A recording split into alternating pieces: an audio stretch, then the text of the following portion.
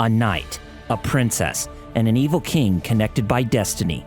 Good and evil will come face to face by the will of the Triforce. Welcome to The Legend of Zelda.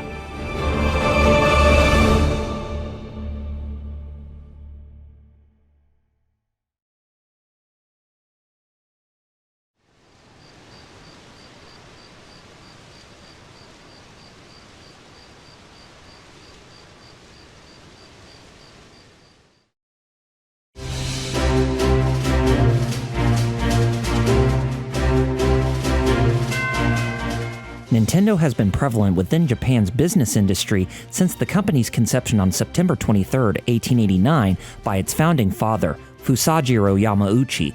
The company is based in Kyoto, Japan, with its original focus as a business in creating playing cards for a card game called Hanafuda, and it became extremely popular when both Japan's native people and the Yakuza made the card game become a resurgence once more. For several years, Nintendo maintained a strong direction as a card game company, but when Fusajiro Yamauchi's grandson, Hiroshi Yamauchi, became the president after Sekiryo Kaneda's run from 1929 to 1949, Nintendo started to investigate newer ventures outside of being a card game business. Some of these potential forms of evolution would be seen in taxi cab services, a love chain hotel, a TV network, a food company, and several others. But they eventually failed, along with playing cards seeing a decline in popularity in 1964 after the Tokyo Olympics.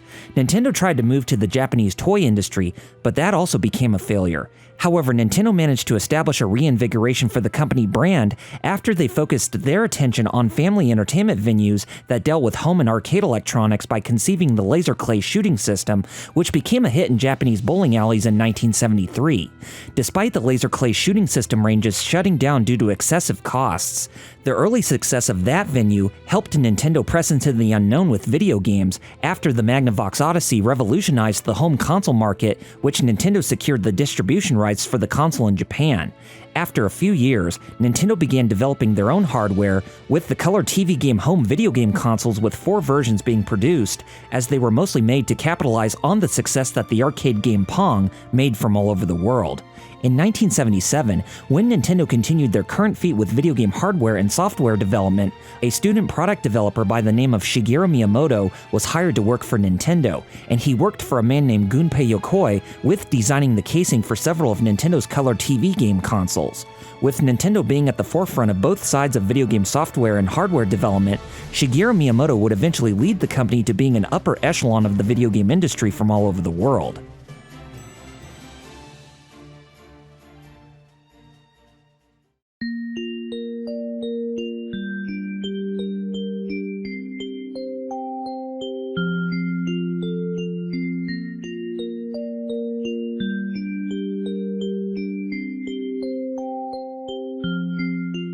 Shigeru Miyamoto was born on November 16, 1952 in the town of Sonobe, Japan, a rural area that is in the northwest prefecture within the Japanese city of Kyoto. Being born from a family with modest means, Miyamoto grew up with a very innovative mind, as his inspirations and activities from his early days as a child would shape him into a very innovative and influential figure for modern times.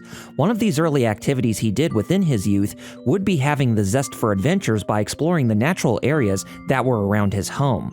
These locations he would encounter would be the exploration of hillsides, forests, and caves, which were all secluded around lakes and rural villages. During one of his expeditions, Miyamoto stumbled upon a cave that gave him hesitation to know what was beyond it at first sight. After much reluctance, and with his curiosity piquing ever greatly, he would venture deeper inside the cave with the aid of a lantern in his hand. This expedition in general, including all his previous adventures surrounding his hometown, would help shape the innovative and influential figure he would inevitably become within the early days as an adult. Later within the earliest days of adulthood, Shigeru Miyamoto graduated from Kanazawa Municipal College of Industrial Arts, as well as earning a degree in industrial design, but no job became available to him where he could take advantage of that field of expertise. Being left at an impasse, Miyamoto was left to make a choice as to where to go from there, and 2 industries caught his attention that would determine the path in his career. He had a love for Japanese manga and initially had hoped to become a professional manga artist, since he showed great interest and influence within the medium's classic Kisho Tenketsu narrative structure, and he even had a very big interest and influence with television shows that dealt with the Western genre. Unfortunately, he did not go down those paths, as an arcade game from 1978 that would go under the name Space Invaders by the Japanese video game company called Taito would inspire Miyamoto's decision to enter the video game industry from that point on. Looking for a way to get into the video game industry, Shigeru Miyamoto's father managed to gain help through a mutual friend, where he arranged his son to have an interview with Hiroshi Yamauchi, the head president of Nintendo. After showing Yamauchi some of his toys he created, Miyamoto was immediately hired to work for Nintendo in 1977 as an apprentice in the company's planning department. Shigeru Miyamoto saw some success with working on arcade games such as Nintendo's first original coin-op video game called Sheriff in 1979, while working as an artist. And then he helped to develop Nintendo's next arcade game called Radarscope in 1980. Nintendo did not see any success in their arcade units when trying to break into the North American video game market, since arcades and home video game consoles such as the Atari 2600 were immensely popular at the time. Hiroshi Yamauchi decided that the company should convert their unsold Radarscope arcade units and create a new game altogether. Shigeru Miyamoto directed the project for this new arcade game, and it would be the smash hit known as Donkey Kong. Donkey Kong helped Nintendo successfully break in the North American video game market with massive appeal from gamers and the press, and its success helped Miyamoto rise in the video game industry as he directed their follow-up arcade games such as Donkey Kong Jr., Donkey Kong 3, and Mario Bros. As successful as Donkey Kong Jr. and Mario Bros. Were for the arcades, Donkey Kong 3 would be the only one that proved to be unsuccessful, and the infamous video game crash of 1983 started to take effect, with arcade centers losing money and video game companies filing bankruptcy due to the overblown market of consoles like the Atari 2600 and similar games that oversaturated consumers left and right. Nintendo got their fair share with entering the video game console market by releasing the Famicom in 1983 from their home country, and they released games with their own similarities to that of Atari 2600 games, but in 8-bit form. Seeing as how the North American video game crash continued to be a constant problem for gamers in that region, Nintendo looked for a way to reinvigorate that market and the rest of the world by having Shigeru Miyamoto conceive and create one of the most influential games of all time, Super Mario Bros. Instead of having a game where the objective was to get a high score, Super Mario Bros. Was made where the objective was to get to the end of a level to advance to the next stage, in order to reach the end. This meant that screens could scroll from left to right in order to make everything within the levels feel very seamless. With the ability of running and jumping on platforms to reach the end of each level, having 32 levels in total, grabbing power-ups to gain special abilities, collecting coins and 1-up mushrooms to gain extra lives, defeating enemies that stand in the player's way, and having some of the most memorable and catchy songs in video game history, Super Mario Bros. Was a juggernaut of a hit from a worldwide audience. Its success helped give rise to Nintendo as an upper echelon in game development and a first-party publisher in the industry, as Super Mario Bros.' success not only reinvigorated gamers from around the world, but gave rise to competition who were trying to get their foot in the door as well. As much as Super Mario Bros.' success made its mark for both Nintendo and especially Shigeru Miyamoto, it would not be their only success, as a new creation from Miyamoto would step up to the plate.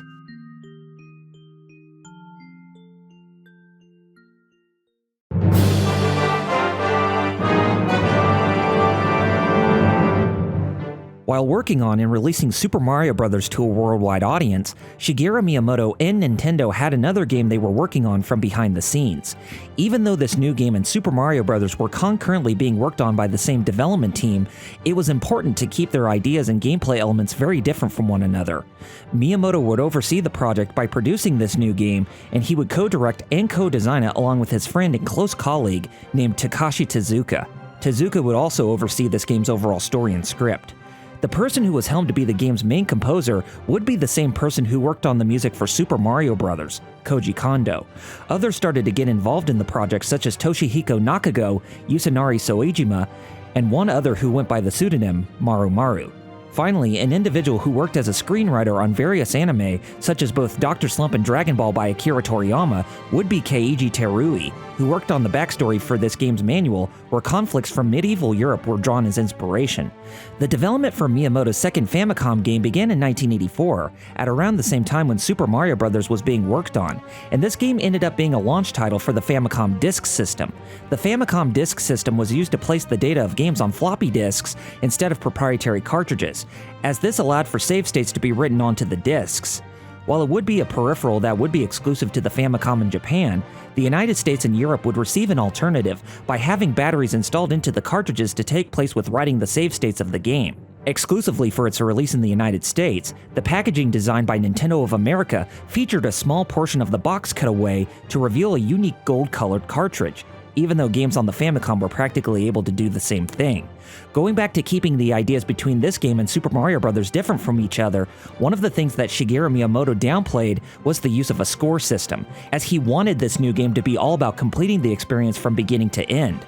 Instead of making the experience another linear game like Super Mario Bros., Miyamoto decided to make this game incorporate a non-linear structure, as he wanted players to go through the entire game how they wanted to from their minds. Some of these ideas include players going into caves where they could speak to old wise sages, who could give useful tips on where to go in certain areas of the game's world, access shops within some caves around the world to purchase items with the game's form of currency, and discover secrets to earn hidden rewards such as more currency or hidden items.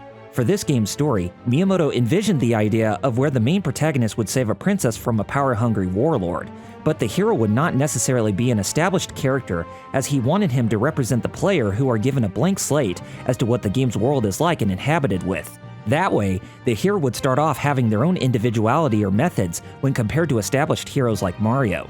Plus, this adventure would be something that Shigeru Miyamoto would identify as more of a coming-of-age motif to identify with, since it has the hero journeying through the unknown and being strengthened by trials in order to make it to the end to reach his goal. Hence, Miyamoto wanted to incorporate a fantasy setting into the game just so players would be embraced into a grand adventure, as games under that genre would thrive on the NES Famicom aside from side-scrolling platformers.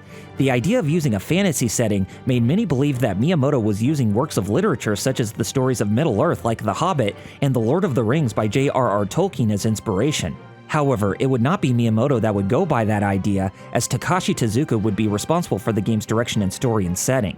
By going along with these ideas, Miyamoto and his team worked diligently for the next couple of years to bring about the game that he envisioned, since adventure games would make them become even more established for the NES Famicom platform, just like Super Mario Bros. Succeeded in doing for platform games. And the final product that would come from Nintendo would be Zelda no Densetsu, that would release for the Famicom Disk System on February 21st, 1986. The United States and Europe would receive the game under the name The Legend of Zelda a year later on the Nintendo Entertainment System in July 1987 and November 1987 respectively.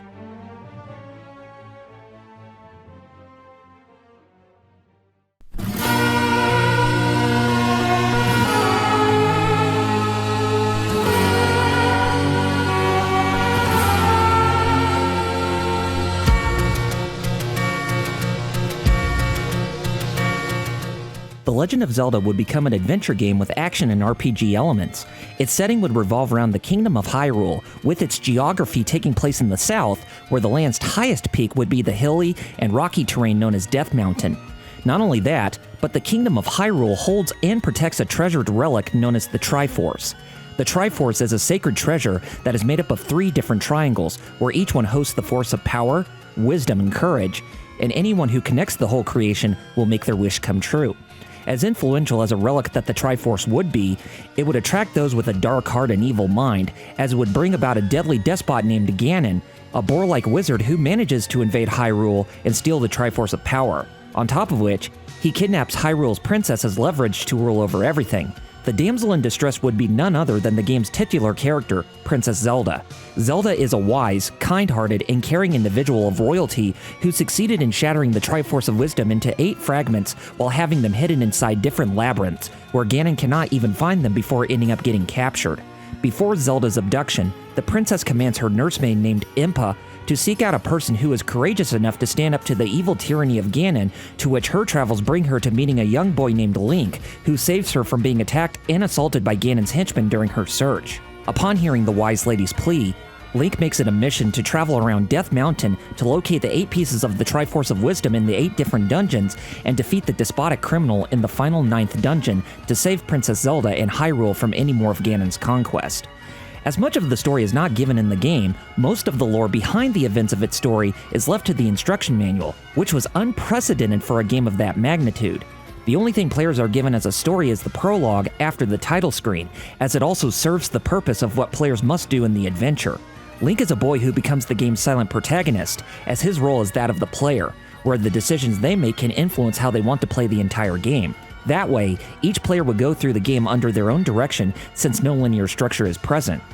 Hyrule is comprised on a 16x8 map, as every section in Death Mountain is tile-based, since it is not possible to seamlessly travel throughout the map without any transition between tiles whatsoever. At the beginning of the game, players are not given any direction on where they must go. The first thing that appears within their sight is a cave, which they must venture into, and they receive a wooden sword from an old man that will give them weaponry to fight back. From there, players must use their own judgment with where they must go next, as the main objective is to locate the 8 fragments of the Triforce of Wisdom so that they can put it back together and ultimately face Ganon and rescue Princess Zelda to claim victory.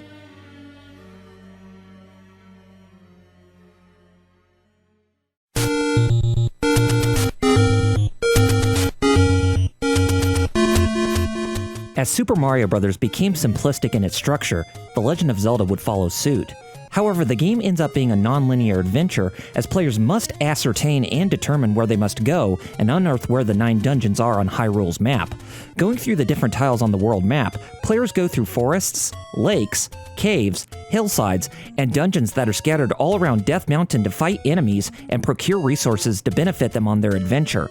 Those resources they must claim for their own are items, and the game's form of currency known as rupees. Rupees are what players can use to buy items from shopkeepers in caves to benefit them on their quest, and they appear under 2 amounts, a single rupee or 5 altogether. A single rupee will flash in different colors, while 5 of them will make that rupee be a solid blue color when they show up after defeating enemies. Rupees are difficult to come across in mass quantities when on Death Mountain's footsteps, but secret hidden caves will hide several of them at once so that players do not have to farm them from defeated foes.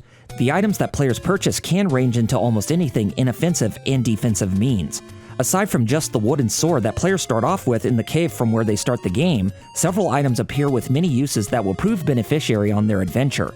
These items are the white sword and the magical sword, as each blade is respectively stronger over the other, bombs damage nearby enemies and can blow up secret walls inside dungeons and when on the world map, a boomerang to stun enemies from a distance, while the magical boomerang upgrade can extend its range even further, bows and arrows to pierce foes from a great distance, while silver arrows can greatly increase damage as it is necessary for the final boss fight, and blue candles can light up dark rooms inside dungeons and to burn foliage to uncover hidden entrances to caves and shops on the world map. The only downside with the blue candle is that it can only be used once per screen, but upgrading the red candle can allow players to use the item an infinite number of times at once. Other items include a flute where its music can cause various effects, such as warping to a dungeon that has been cleared, drawing up a body of water to reveal a hidden dungeon, and making it possible to easily defeat one of the bosses in the game. Food is used to bypass a moblin blocking the player's path in one of the dungeons, and a letter is used to access a secret potion shop from an old lady in a cave. Speaking of which, the potion shop only has 2 potions available, as the blue potion can restore Link's life energy only once, where the red potion can refill hearts upon 2 uses. The magical rod can shoot out powerful waves of magic toward enemies at a great distance, while picking up the Book of Magic will cause the magical rod to increase its strength and leave flames upon the final object it touches. At the beginning of the game, players start off with a wooden shield as their only means for defense against projectiles like arrows and rocks from enemies, but upgrading to a magical shield can make it possible for players to block fireballs. Link's tunic can be upgraded to 2 levels, as the blue ring can strengthen his defenses from his default tunic, and the red ring can double the defenses over the blue ring. Players may even come across a power bracelet, as that item can move boulders to transport them to other areas on Death Mountain. As inventory and equipment are essential in Link's arsenal, navigation items prove to also be quite useful. Every time a player is in a dungeon, they can collect maps, compasses, keys, and the hidden items that are stored in them. Maps showcase the layout of a dungeon the player is in. The compass can show the location of where the Triforce Shard is, and keys can open locked doors as players are given a set quantity they can hold at once. Those navigation items become very basic to a dungeon's layout, but certain items can make the traversing of dungeons in specific areas on Death Mountain more accessible. These items are the magical key, a raft, and a stepladder. The magical key acts as a master key that can open all locked doors in every dungeon, albeit the item being only found in one of the last dungeons in the game. Once the magical key is obtained, then it completely nullifies all keys that can be only used once. A raft can be used to travel to an island on the overworld map if players step forward from a dock that is facing north. Stepladders make it possible for players to build a bridge between traversable tiles in a dungeon or on the world map to travel further than where they already are. Other items that come off as single uses would be hearts and rupees, and finding all the Triforce Shards can complete the Triforce of Wisdom so that players can go face to face with Ganon in the final confrontation. Not only that, but a few other items become necessary to stay alive, such as hearts to restore a single heart container, fairies to restore multiple hearts at once, a clock to stun all enemies on screen to where players can easily defeat them or to make their quick escape to safety, and heart containers to increase Link's life count by 1 out of 16. With so many options available to the player from beginning to end, the items and equipment prove to be valuable and essential to the whole journey. Of course, certain areas cannot be easily accessible without some items like the raft, the stepladder, the power bracelet, and the flute, but collecting all these assets just to locate all those secrets and rewards makes the adventure even more beneficial.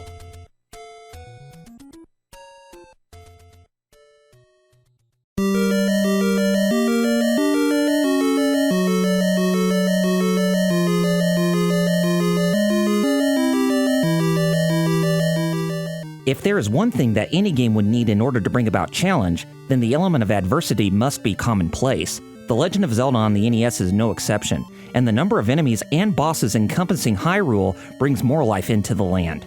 Many of these adversaries that players will come across are Moblins, Octoroks, Tektites, Rocks, Peahats, Zoras, Armos, Levers, Lynels, Genies, Bubbles, Gels, Gibdos, Gorayas, Keese, Stolfos, Landmollas, Like-Likes, Moldorms, Pole's Voice, Darknuts, Vires, Wizrobes, Ropes, Zols, and Wallmasters. Most of these minions to Ganon come in a red and blue variant, much like the items with one being a stronger variant over the other. Moblins are anthropomorphic bulldogs that throw spears to attack their enemies. In later games, they would appear more like boars to be portrayed more in Ganon's image. Octoroks are octopus-like monsters that shoot rocks out of their mouths. Tektites are large insect-like creatures that can hop between numerous distances. Rocks are boulders that fall from the top of Death Mountain to try and crush Link when crossing its top.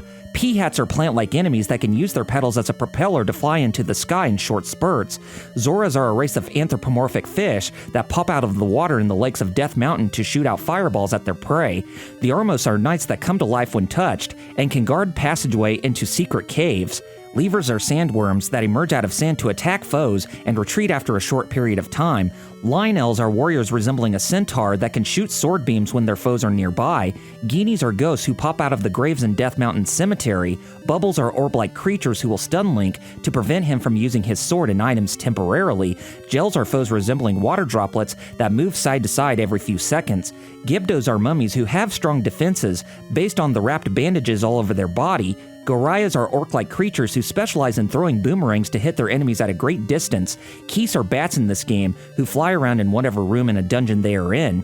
Stolfos are skeleton knights that dual-wield swords when they go face-to-face with the player. Landmollas are worm-like creatures that can move all over the place in a room in a dungeon map, and the only way to defeat them is to strike their head. Like-Likes are gelatinous tube-like creatures known for sucking their prey in place for a few seconds, and they rob Link of his magical shield if players already bought that item.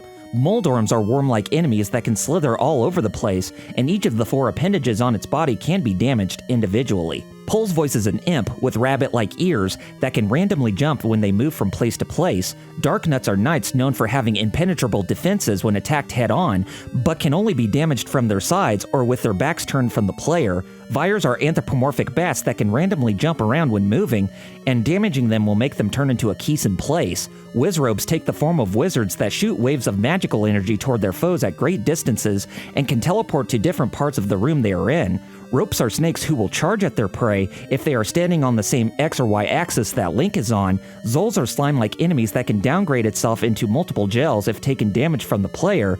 And finally, Wallmasters are demonic hands that lay in hiding from a room's ceiling with the hope to land down onto Link and bring him back to the dungeon's entrance. The enemies in The Legend of Zelda brim with so much personality that neither one of them function the same as the other, as they have their own strengths, defenses, and attributes to give off different strategies by the player on how to vanquish them. Of course, one-dimensional foes make their appearance to try and hinder a player's progress, such as the indestructible stone statues that can shoot out fireballs while standing in their stationary position in a room within a dungeon, and traps can quickly zone in on Link if they are in the X or Y axis to set them off. Even though the enemies are vast and quite different from each other in offense, defense, and intelligence, the bosses in the game come off being no different. Out of all the bosses in the game, there are 8 of them who will give players an even greater challenge. Those bosses consist of Aquamentus, Dodongo, Manhandla, Gleeok, Digdogger, Goma, Patra, and the main antagonist, Ganon. Aquamentus is a dragon who can spread-shot fireballs in the general direction the player is located.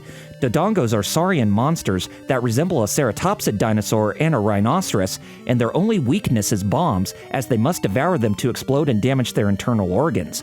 Manhandla is a man-eating flower that is known for having 4 symmetrical mouths with the ability to shoot out fireballs, and players must destroy every head in order to defeat it.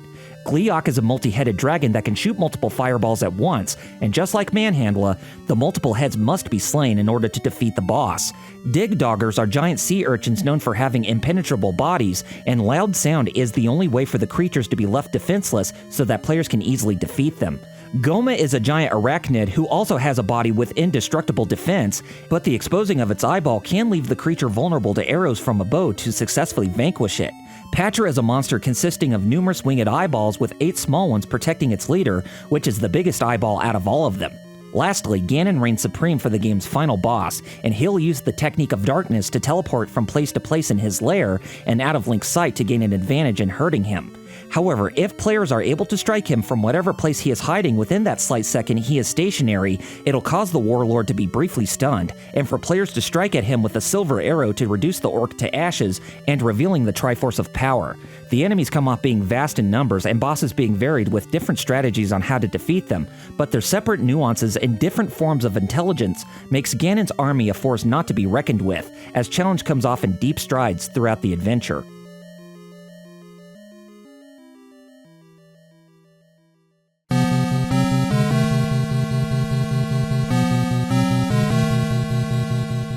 If there is one thing that many players and historians can point out when it comes to the original Legend of Zelda, then they can point out many inspirations in the game that reference real-life people, places, events, religious backgrounds, or even from those staples in the world's history or other works of fiction.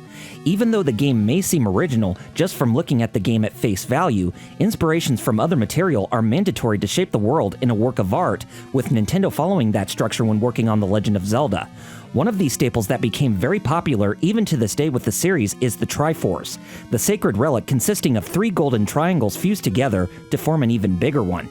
The origins behind this symbol date back to the 12th and 13th centuries in ancient Japan, as it represented the crest of the Hojo clan that lasted from 1203 AD to 1333 AD in that time period.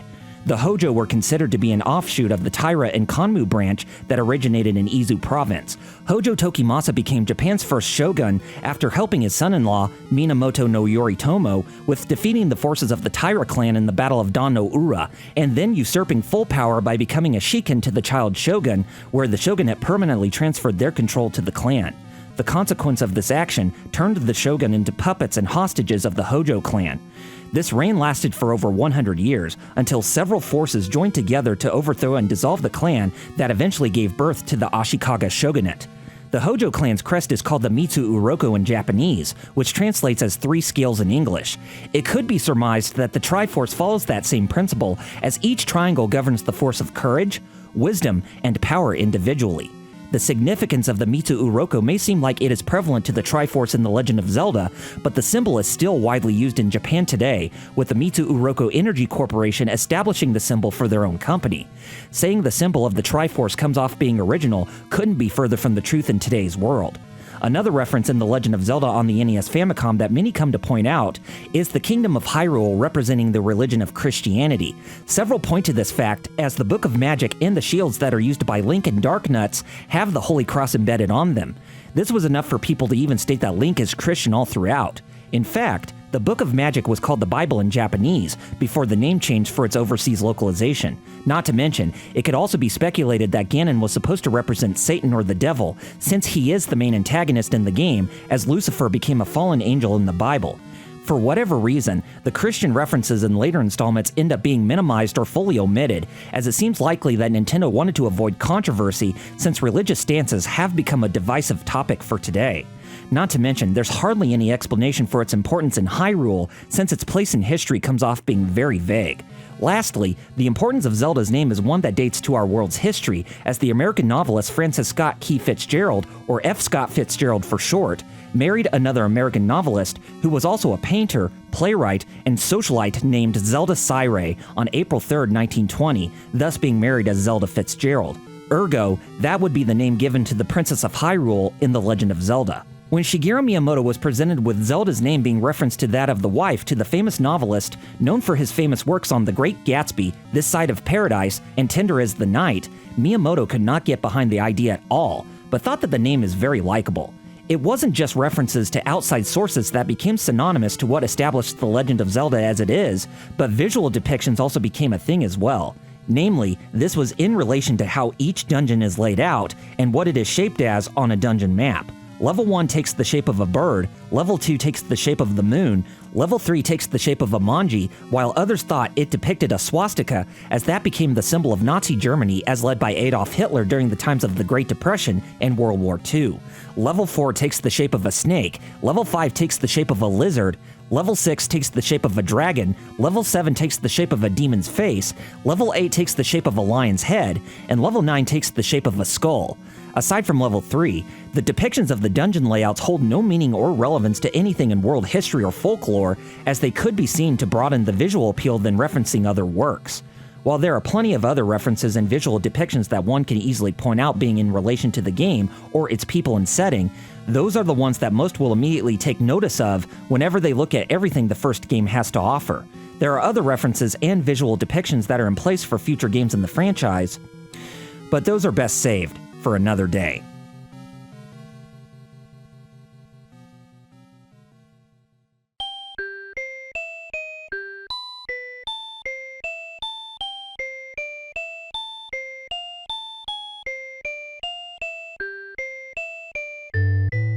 Whenever something is made in its native country or land, it is common for those items to be made available outside of their borders. Video games have been very common toward this rule, as Japanese games tend to see a Western release and vice versa. The Legend of Zelda on the Famicom Disk System became one of those games that would inevitably get a Western release, much like Super Mario Bros. From Nintendo, but it would also receive numerous adjustments from in-game and through technology-based reasons in order to accommodate toward that region's market. When Zelda no Densetsu was first released in Japan, it was known for being the launch title that brought forth Nintendo's Famicom Disk System, as games could be played on a floppy disk and to have save states written onto that format. Not all games on the Famicom were made for that medium's format, as most others remained utilizing proprietary cartridges in order to keep down the cost to a project's overall budget. However, games that became exclusive to the Famicom Disk System were granted bonus privileges that could not be achieved through the Famicom's default format. A couple of these privileges dealt with the additional processing power to a game's graphics and audio, as the Famicom Disk System can boost a game's visual appeal and the color scheme based on sprites and environments, while the audio benefited to having an additional sound channel over the Famicom's original 5. This could pave the way for additional music notes and sound bites with the 6 channels that are available. The Legend of Zelda did not take full advantage of having additional processing power to the game's visuals, but Nintendo did take some liberties to make the audio sound more advanced than when playing a game that used a proprietary cartridge. On top of that, additional controls were in place over the overseas release. When the Famicom was made available, the controllers were permanently wired to the console, as they could not be detached from the unit, much like what the Nintendo Entertainment System in the West could do. Instead, the controls can be sat down on a slip-in compartment on the console to make the console more presentable when not being played. Surprisingly, the difference with the console was that the two controllers were different from each other.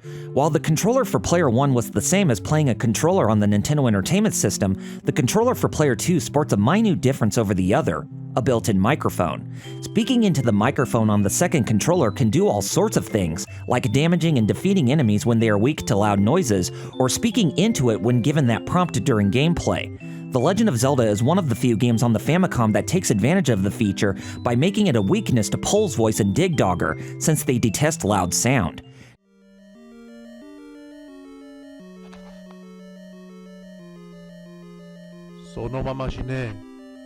Despite these being unique and innovative features and/or gimmicks that can benefit to the experience, they could not be the same when localizing The Legend of Zelda for the North American and European shores.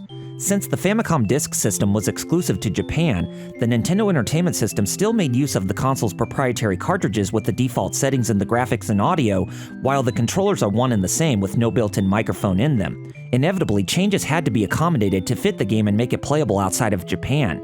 The enhanced audio from the Famicom Disk System had to be downgraded in order to use the default sound chip in the NES, so this made all the extra sounds and musical notes absent when they were presented in-game. Plus, the enemy Pole's voice and the boss Digdogger had to be defeated through alternative means with arrows and the flute respectively. This made some of the hints given by the old man to be misleading or very odd when players found them in dungeons and caves.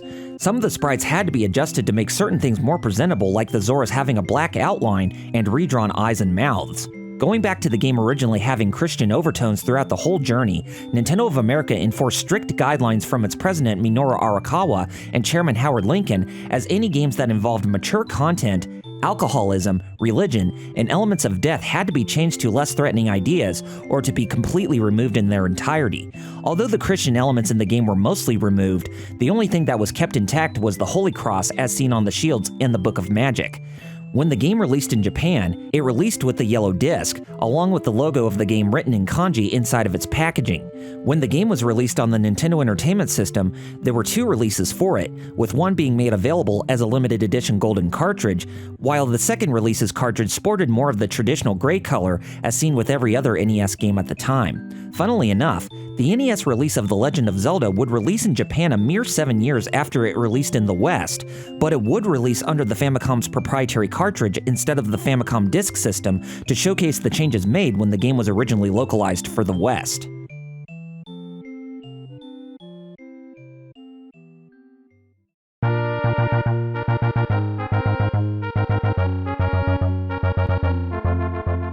The Legend of Zelda on the Famicom Disk System and the Nintendo Entertainment System received an overwhelming amount of praise from critics and gamers when it was released. Many people became very impressed with the graphics, the music, writing, and gameplay, as they thought the game became a groundbreaking revolution to the action-adventure genre with games that were in that caliber. Everything about its simplicity to the non-linear exploration in the overworld and dungeons were enough to grasp gamers into the adventure every time they started back from square one. Many were surprised that Shigeru Miyamoto created another smash hit of a video game as lightning struck once more for the young designer after the success of his past contributions on Donkey Kong, Mario Bros. Arcade, and the original Super Mario Bros. While The Legend of Zelda was not the first game to introduce the action-adventure genre, or where an adventure RPG could be played from an aerial bird's-eye view, many thought that the refinements and its pick-up-and-play nature made the game as the definitive title of that genre. Probably the only criticism about the game is that it would be enough to throw off anyone who were not that adept to adventure RPGs if they did not know how to defeat enemies or where they are supposed to go on the world map, so the use of a strategy guide or walkthrough became essential to gamers trying it out for the first time. Regardless, it was a minor gripe, as anyone says that the game's charm came into the exploration, as the entire experience remains rewarding whether a guide or walkthrough was used or not. The game ended up being very enjoyable that players would end up finding all the rewards available to them during the adventure and even after completing the journey. This latter element many found out that they could do is to start up a second quest with more challenging difficulty, the placement of items and dungeons being randomized from where they originally were in the first quest, and the layout of the dungeons being different than they were the first time around. All that players would need to do was to input the name Zelda when starting up a new save file, and then they would be thrusted into the second quest for a deeper challenge. This element of implementing a harder difficulty would make a return in future entries in the Legend of Zelda series, as Nintendo would dub this difficulty under the name Hero Mode.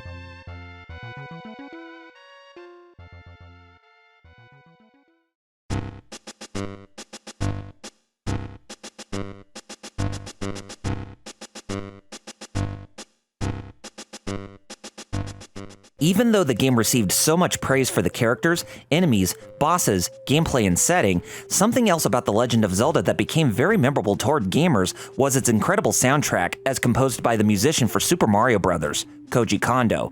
As everything in Super Mario Bros. Sounded very upbeat and melodious for a side-scrolling platform game, The Legend of Zelda sported more transparent tunes to make them give off the feeling of people listening to an orchestra in the video game format.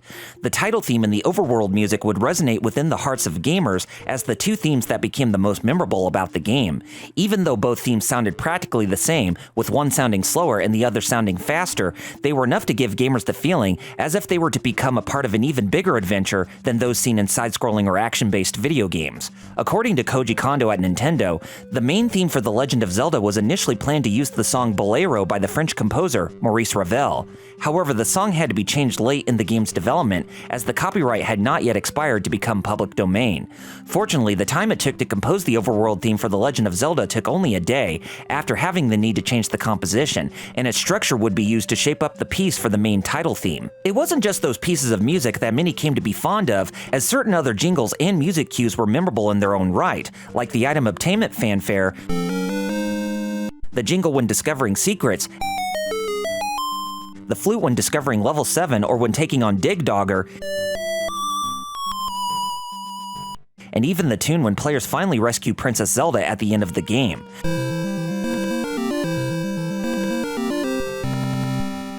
No matter where the player was in the game, the music and sound captivated them for their majestic nature and simplicity as much as the game itself. The Legend of Zelda not only managed to break the mold for making adventure games on the NES Famicom become possible on video game hardware, but it managed to perfect the formula in contrast to other games that came before. The Legend of Zelda cemented the foundation of action-adventure RPGs, like what Dragon Quest did for turn-based adventure RPGs. The game did extremely well from a commercial standpoint, as Zelda no Densetsu sold 1 million copies on its first day of release in Japan, and eventually near 1.7 million copies for the Famicom Disk System alone. However, the title held more anticipation from the Western audience, and it topped video game charts upon release. The Legend of Zelda was the first game on the Nintendo Entertainment System to sell 1 million cartridges during 1987 and increase it to 2 million by the next year. 3 million copies were moved in North America by 1990, and the game saw it releasing a little over 6.5 million units from around the world in its original life cycle. Next to the original Super Mario Bros., The Legend of Zelda became one of the most influential games that graced the 8-bit generation of gaming from around the world, and it was enough to make several game designers and companies take inspiration from it in later games within and outside the genre. Even long after the game's release, The Legend of Zelda remains critically acclaimed and well regarded by modern critics, and it would be nominated for and win several awards from major publications and video game news sites as of today. In 2016, the Strong National Museum of Play would induct The Legend of Zelda to its World Video Game Hall of Fame, along with Grand Theft Auto 3, The Oregon Trail, The Sims, Sonic the Hedgehog, and Space Invaders in that same year.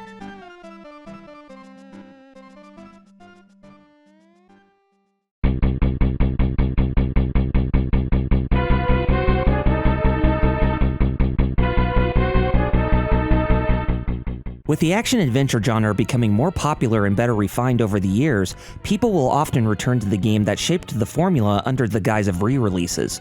Re-releases have been very popular over the years, that it gives the chance for newer gamers to try out the earliest installments to a franchise, while the older audience can relive the experience once more. The Legend of Zelda on the NES was inevitable in receiving re-releases long after the original came out, and its first re-release came in the form of a remake that was more treated as a spin-off than anything else. This re-release came in the form of BS Zelda no Densetsu, as it was a remaster of the original Legend of Zelda with 16-bit graphics and updated audio to fit onto the Satellaview for the Super Famicom in August of 1995.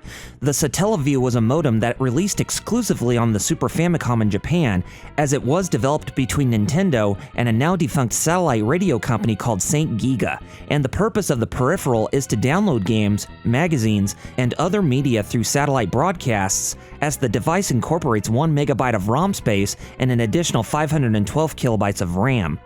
All that players would have to do is to purchase the special broadcast satellite tuner directly from Saint Giga or rent one for a 6-month fee, and attaching the 8 megabyte memory pack through the BSX cartridge onto the Super Famicom, while the console could attach itself from the bottom onto the standalone device on its top. Not only did Nintendo support the device, but third-party companies followed suit in delivering content through the service, such as Capcom, Taito, Konami, Seta, and Square Company. BS Zelda no Densetsu plays virtually the same as the original Legend of Zelda, but there were minute differences. First, the game was done through an episodic format, as the whole adventure would be divided into 4 episodes, where each one has the player collecting 2 pieces of the Triforce of Wisdom. Collecting all 8 when playing through the 4 episodes will grant those players a secret membership for admission to the locked Nichibutsu casino game that became available on October 1st, 1995. The top 50 players who scored high in that game would be selected by lottery to win an 8 megabyte memory pack for the Satellaview at no additional cost. The second difference would be that players would not play the game as Link, but they would play by the Satellaview's mascot that went by the name BSX. The third would be that the game would incorporate elements of later Zelda games into the plot of BS Zelda no Densetsu, and the fourth would be releasing a second quest format that released in 4 episodes in January of 1996. The reception for the spin-off was overwhelmingly positive, as the refinements and updates in both the graphics and sound, while keeping the general gameplay intact, made BS Zelda no Densetsu very captivating as a product known for achieving a communal sense of gameplay where it attracts many people playing the game at once. The spin-off became very successful that more games by Nintendo under the Satellaview format would be conceived for the next 5 years until the device's discontinuation in the year 2000. Even though the device garnered a cult following and with its games becoming successful throughout the device's run, Nintendo proclaimed the Satellaview to be a commercial failure in the end. This was even more apparent as the relationship between Nintendo and Saint Giga began to falter in 1998 when Saint Giga refused a debt management plan and failure in obtaining a government broadcasting license. Much of the content within the Satellaview became lost media that several video game preservation groups would help recover that content and host them and other services online, even if emulation and translation on those exclusive games were an inevitability. Even though BS Zelda no Densetsu was the only enhanced remake or remaster that primarily served itself as a spin-off, others still maintain the notion that the original game still holds up, and they wish they could replay the experience on newer platforms long after the game's release. It wouldn't be until 2001, with the release of the first Animal Crossing on the Nintendo GameCube, where the original Legend of Zelda could be made playable as an official emulation by Nintendo, but the only way to unlock the game is by using a code through the Action Replay software. The game being unlocked through another source like Animal Crossing meant that the original NES game was not made commercial as a standalone product for newer hardware, but changed in 2003 as Nintendo released the Legend of Zelda Collector's Edition compilation that included the original game and 3 others. By the next year, The Legend of Zelda on the NES saw another re-release, but this time being made available on the Game Boy Advance as part of the Famicom Mini Classic NES series lineup. By the time when the Nintendo Wii rolled around, the Virtual Console service made its debut as a catalog of games that can be separately purchased and played in their original state via emulation, and that trend would continue with the Virtual Console service for the Nintendo 3DS and the Wii U. The Nintendo 3DS re-release came in 2 releases, with one being bundled with several NES and Game Boy Advance games through the Nintendo 3DS Ambassador program, while the second one came as a separate release.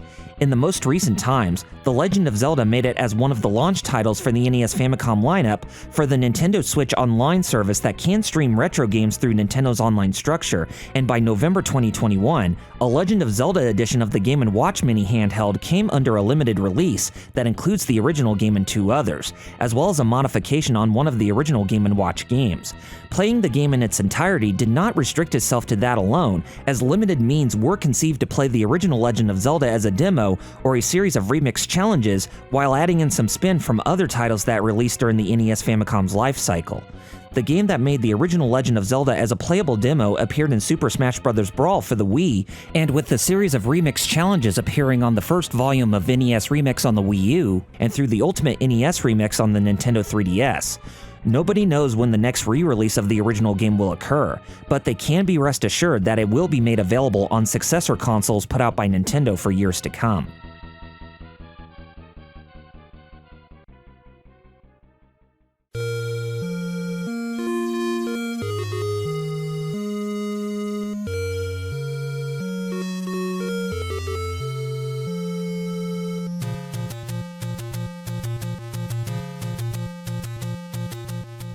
The Legend of Zelda remains as one of the most influential games ever created for its time. Shigeru Miyamoto had managed to shatter people's expectations once again while creating a game that gave off something fresh, as opposed to just creating another side-scrolling platform game in the same vein as Super Mario Bros. It took the innovations from past games that failed to make its format take the world by storm and completely turn things around in order to make action-adventure RPGs a possible thing for home video game consoles. Several people within and outside the video game industry have shaped them in their careers throughout the years, as they would always list The Legend of Zelda as the game that made them who they were and who they are now. Many of the conventions that were first established or perfected by the original game would continue to evolve with future games within and outside of the franchise, such as larger overworld maps, boss and enemy artificial intelligence, storytelling, puzzle design, as well as music and sound design. Games that came out long after the original Legend of Zelda would be made by designers and companies who brought their own spin to the formula by innovating with original mechanics, increased emphasis on action and combat, delivering more intricate and well-thought-out puzzles, and the recent implementation of cinematic storytelling. Even though many of these games from famous companies and independent developers would marvel and compel fans of action-adventure RPGs with their own takes, or representing an exact homage to the game that popularized the genre, the most longtime fans still regard the original Legend of Zelda as their top choice, as they believe that its conception and execution cannot be easily succeeded or properly imitated. Nevertheless, Nintendo knew that Shigeru Miyamoto created something special in their library of games that could easily draw people to play their games back then and even now by having him at the forefront for the franchise, as that also became an inevitability. The Legend of Zelda would pave itself into a franchise as more games would be made under Miyamoto's vision, or from those where he would still be the driving force while not contributing internally during the development of future games. No matter what praises that fans have for it, and what criticisms that detractors might say about it now, no one can deny that The Legend of Zelda succeeded in cementing its place in history as an important piece of work from a brilliant mind pouring with so much creative integrity and passion in his projects. To this day, and until the end of time, The Legend of Zelda on the NES Famicom was, and still is, regarded as a masterpiece.